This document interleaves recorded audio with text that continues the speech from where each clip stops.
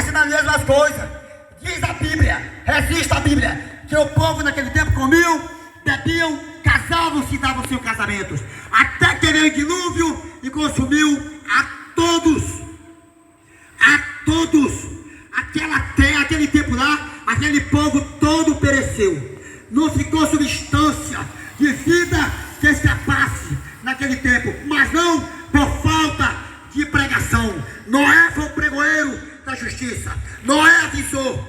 Hoje está acontecendo, muitas pessoas estão aí abraçado na condição de ter uma alta condição financeira, uma boa vida, mas esquece do Deus Todo-Poderoso. E sabe o que resista? Doutor Lucas, lá em capítulo 12, versículo 20 e 21, trata-se de uma história do homem rico, trata-se de uma história do homem que tinha uma condição muito alta. Aquele homem, ele se achava com o que ele tinha, aquele homem, ele talvez se achava seguro e garantido no que ele tinha. Ele chegou a dizer que arribarei, olha o que ele disse: a minha alma, come, bebe, descansa e folga. Alma, come, bebe, descansa e folga.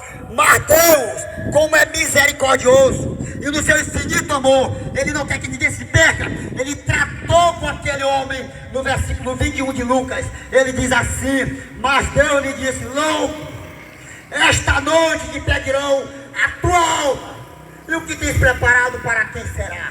Assim é aquele que ajunta tesouro para si e não é rico para com Deus. Hoje nós estamos aqui para despertar. Sabe por quê que nós estamos para despertar? Porque antes nós vivíamos como você, caídos em pecados, levados de um lado para o outro, como uma folha seca. E a Bíblia diz que o homem sem Deus é como uma folha seca. O vento pega e leva de um lado para o outro. Mas Deus não quer que você viva como uma folha seca. Sabe o que está acontecendo, irmão? O mundo está dominado pela nudez, pela mentira, pela soberba, pela idolatria. O mundo está dominado pelos desejos que está na terra. Mas a Bíblia diz que passará. A Bíblia nos diz também, né? Que passará o mundo com a sua concupiscência. Mas aquele que faz a vontade de Deus permanece para sempre. A Bíblia nos diz em Atos 4:12: em nenhum outro há salvação. Em nenhum outro. Está escrito no livro de Isaías 42:8. O irmão acabou de falar. Eu não estou falando isso para querer me expor adiante da palavra. Quem sou eu? Sou um pobre pecador, um pó que vem do pó, da cinza. Mas está escrito: eu sou o Senhor, este é o meu nome, pois a minha glória não darei a outrem, nem o meu louvor às imagens de escultura. Jesus começa a condenar as imagens de escultura desde o tempo de Moisés. No primeiro livro de Êxodo, ele começa a condenar. Deus disse: não terás mais escultura para ti, e nem farás para ti. Aonde Deus prometeu para Moisés, se ele fizesse essas coisas, ele ia fazer como ele fez com o faraó. Hoje vocês talvez não sabem a história de o que aconteceu com o faraó lá no Egito. Nós crentes sabemos, a história se registra lá em Êxodo capítulo 7. Mas Deus, Ele não quer que você ofereça a Ele sacrifício sem valor. Ele não quer que você se entregue a Ele de uma forma que não tem valor. Sabe por quê? Porque a Bíblia nos diz: importa que os verdadeiros adoradores adorarão o Pai em espírito e em verdade.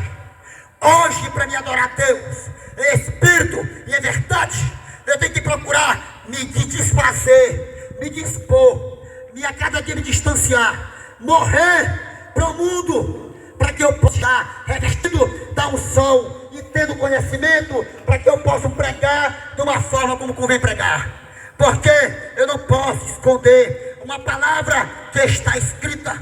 O que está escrito é tudo inspirado pelo Espírito de Deus. Eu não posso esconder a verdade. Paulo chega a dizer: os beberrões não herdarão o reino de Deus. Hoje, o que mais se vê é o mundo dominado na bebida, é o mundo dominado em prazeres que passam em vão. E a Bíblia diz que a alegria do ímpio é passageira, passageira, mas a do justo é eterna. Sabe o que quer dizer isso, Vanessa? Que a alegria do justo, que ele está vivendo Cristo, mesmo ele talvez não tendo grandes coisas materiais, mas ele tem a certeza que ele tem um justo, o Filho de Deus, e por isso ele permanece com a alegria do Filho de Deus eternamente em Deus. E o mundo passa com a sua concupiscência. Sabe o que é concupiscência, irmãos? Sabe o que é concupiscência, beleza? Sabe o que é concupiscência? É eu estar totalmente com o coração iludido, o coração malfido por ganância, desejos que dá condição de eu querer ter de uma forma ambiciosamente. Isso é pecado. Isso é pecado, é abominação diante do santo dos olhos de Deus. É por isso que Deus disse: não ameis o mundo, nem o que há no mundo.